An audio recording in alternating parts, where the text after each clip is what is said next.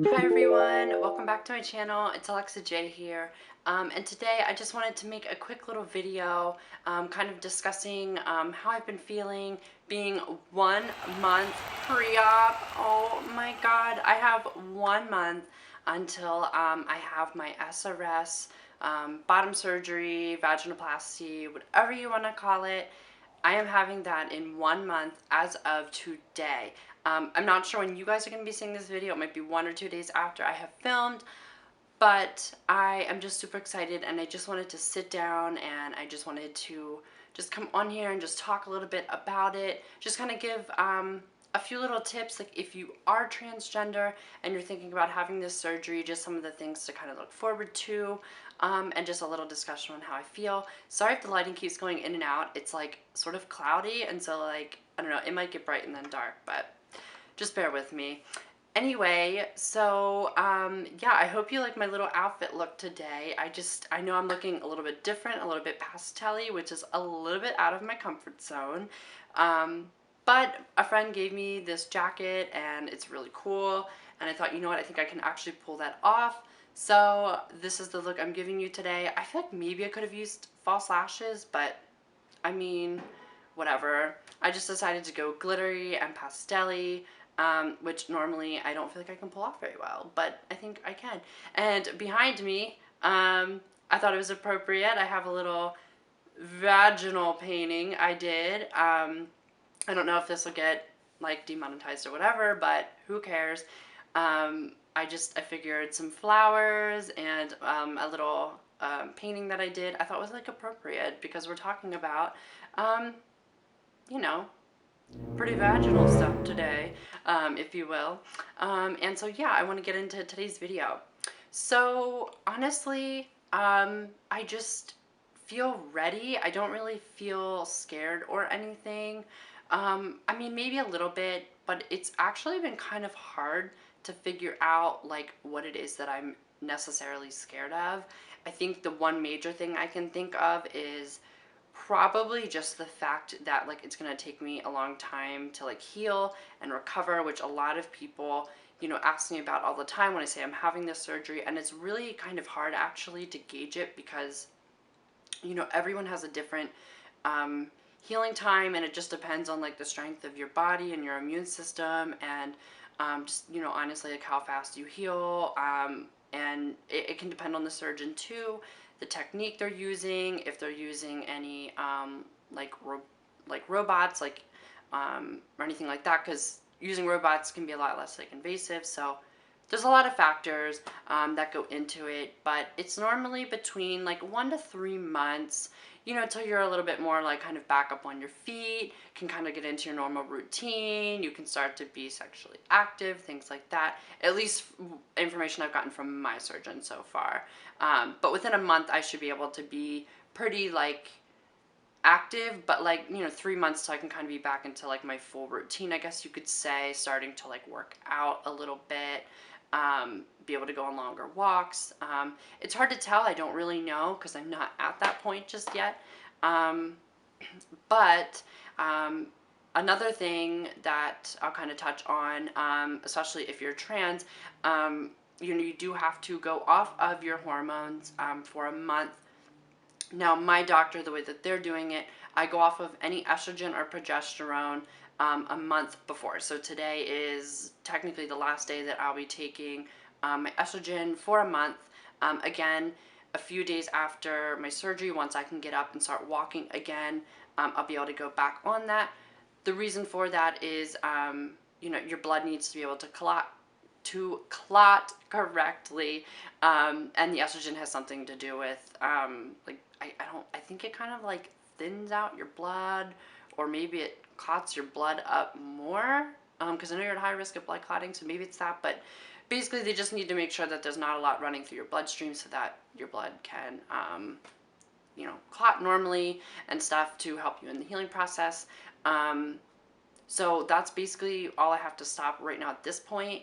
At my 2 week like mark, like 2 weeks prior, I have to stop any like herbal supplements or like any vitamin C or vitamin E like supplements in like particular. I think they said to try to stay away from like herbal teas and stuff, but it's hard because I eat a lot of that stuff. Like I eat a lot of, you know, like I don't do a ton of supplements, but I definitely drink a lot of like herbal tea and stuff. But you know, it's all part of the process. And then a week before my surgery, or I think it's like 5 days before, is when I actually stopped the spironolactone or the testosterone blocker. Um, I'm not like too nervous about it. I will say I'm a little anxious, I think emotionally, just because like I haven't been off estrogen that long since I've been on them for like the about 3.5 years that I've been on them. So this will be the longest stretch I've gone without them. So I'm probably going to be a little cray cray, but that's okay. I know how to kind of deal with my emotions at this point. I don't really know. I'm going to kind of document it. Maybe I'll do a video 2 weeks in or like a week before, because I'm going to document my entire process. I honestly, like, weirdly felt a little bit more anxious about a week before, or a week before. Maybe, like, I don't know, like a month or so ago, I was definitely having a lot of, like, anxiety and, like, panic attacks, which I did make a video on, which I can link to this one so you guys can see that one as well, where I talk a little bit about just anxiety, not necessarily in particular to the surgery, but just kind of like a combination of everything. Um, but right now, I guess it's just like, I guess trusting, you know, my instincts, trusting, you know, the surgeons and, you know, like my therapist and just the people around me that are helping in preparation for everything. I've done everything I need to at this point. I've gotten my 3 letters. That's another thing you really have to do, which is kind of ridiculous, but I had to do 3. So I had to get a proof of HRT, like hormone replacement therapy, like proof that I've been on it, from my healthcare physician. So I had to get a letter signed from them.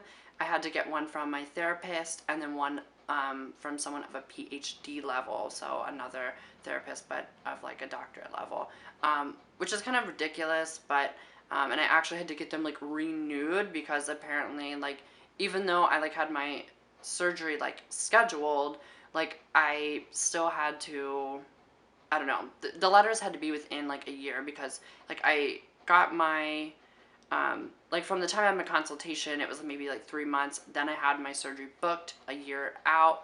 But I don't know, something with like the letters were from the time that I got them or whatever up until when my surgery is going to be happening, they weren't going to be within a year, so I had to get them updated. So definitely stay on that.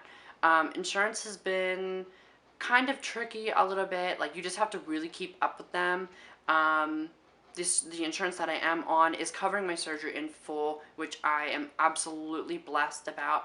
I do, however, have to do a deductible, and then we also have like I forget how it's called, but basically there's like a I don't know how to like explain it. There's like another payment that I have to make that's not from the hospital, but like from the insurance itself. So like, okay, like we're covering your surgery, but on the day of your surgery, you do have to pay like a deductible, and then they have like a little like outstanding payment. It's not a whole lot, but like it is a little overwhelming. We're trying to like book hotels right now, for like the first like 2 days, because they require that for like the day of surgery that someone like that is like staying with me or whatever, like has like a hotel, just in case if they can't get me out of the like recovery room right away and up into my room where someone can actually sleep with me, and like stay.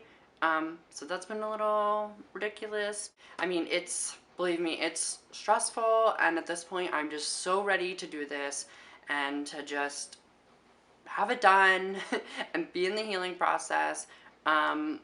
I'm not too scared of surgery or like the hospital stay. I've just been watching to a lot of other women that have like had the surgery, like, and that are going through it.